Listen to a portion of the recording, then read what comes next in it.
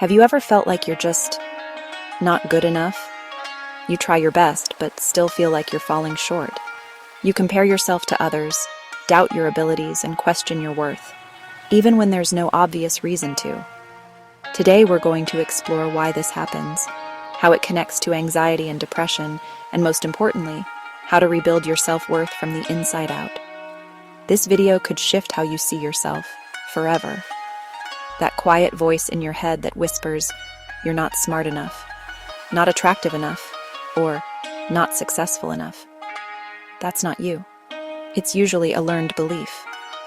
Psychologists call this a core belief, a deeply rooted thought about yourself that drives your emotions and behaviors. And for many people dealing with anxiety or depression, that belief is, "I am not enough." It leads to people-pleasing fear of failure, overthinking everything, never feeling satisfied even when things go well. This belief usually starts early. Maybe you grew up in a household where love felt conditional, only given when you succeeded, stayed quiet, or looked perfect. Maybe school, social media, or relationships taught you to measure your worth by how others react to you. Over time, you internalize the message that you had to prove your value. It becomes automatic. You overachieve to gain approval. You shrink yourself to avoid judgment. You ignore your own needs to keep others happy. And all of it quietly reinforces the lie that you aren't enough as you are. Here are some signs that you're living under the not enough mindset. You apologize too often, even when you haven't done anything wrong. You struggle to accept compliments, or think people are just being nice. You constantly compare yourself to others on social media. You feel like you're always trying, but still not measuring up. If that hits home, you're not alone. But here's the good news. This is not a quick fix, but it is possible. Rebuilding self-worth isn't about pretending to be confident or saying affirmations you don't believe. It's about rewiring how you relate to yourself, and that takes time, practice, and intention.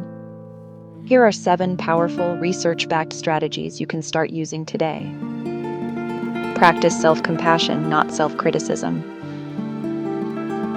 Self-compassion is treating yourself with the same kindness you'd offer a close friend. Instead of saying, "I'm such a failure," you say, "I'm having a hard time right now, and that's okay." Talk to yourself the way you'd talk to someone you love. You're allowed to mess up and still be worthy.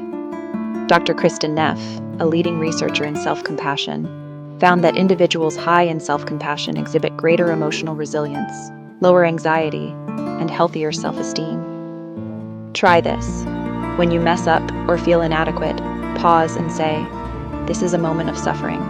Suffering is part of being human. May I be kind to myself right now?" Why it works. It quiets the inner critic and activates the soothing system of your brain, parasympathetic nervous system. Detach self-worth from achievement. You are not your grades, looks, productivity, or likes. If you only feel good about yourself when you succeed, you're building confidence on a shaky foundation. Your value is inherent.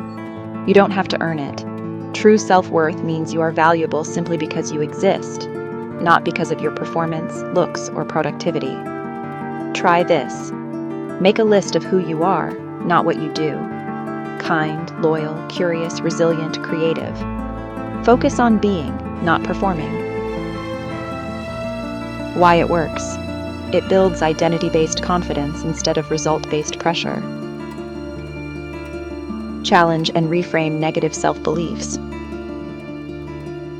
Most people with low self-worth carry distorted beliefs like, "I'm not lovable," "I always mess things up," "I don't matter."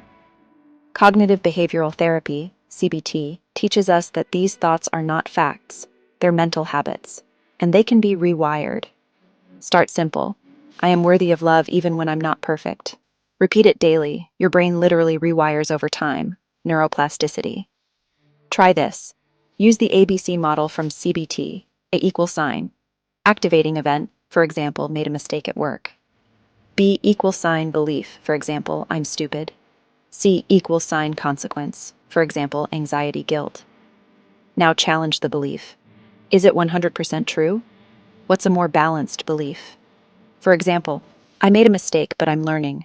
That doesn't make me stupid. Why it works. Reframing breaks the automatic thought-emotion behavior loop. Set boundaries that reflect your worth. Many people with low self-worth say yes when they want to say no. They put everyone else's needs first. But boundaries aren't selfish. They're how you teach others how to treat you. Dr. Brené Brown calls boundaries the key to real compassion. Boundaries are not walls. They're the distance at which I can love you and me simultaneously. Try this. Start small. Say, I can't take that on right now. I need some space to recharge. I'm not comfortable with that. Why it works. Setting boundaries reinforces the belief that your needs matter too. Protect your energy. Surround yourself with people who make you feel seen, not judged. Learn to say no. Set boundaries. Prioritize rest. Build evidence through small wins. Confidence doesn't come from thinking. It comes from doing. Each time you take a small, brave action, you prove to yourself that you're capable, even when you feel unsure. Behavioral psychology shows that mastery experiences, doing something and succeeding, are one of the strongest drivers of lasting self-efficacy and self-esteem. Try this. Start with small goals. I'll go for a walk today. I'll speak up in one meeting. I'll take one social risk. Track your wins in a journal. Review weekly. Why it works. Your brain learns from repetition. These micro wins rewire your identity over time. You don't have to wait until you're fixed to feel proud. Notice your progress, however small. The belief that you're not enough is a lie, but it feels real because it's been repeated for years.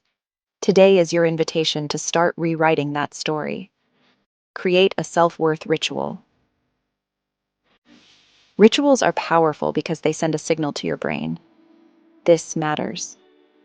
A self-worth ritual is something you do daily or weekly to reconnect with your value.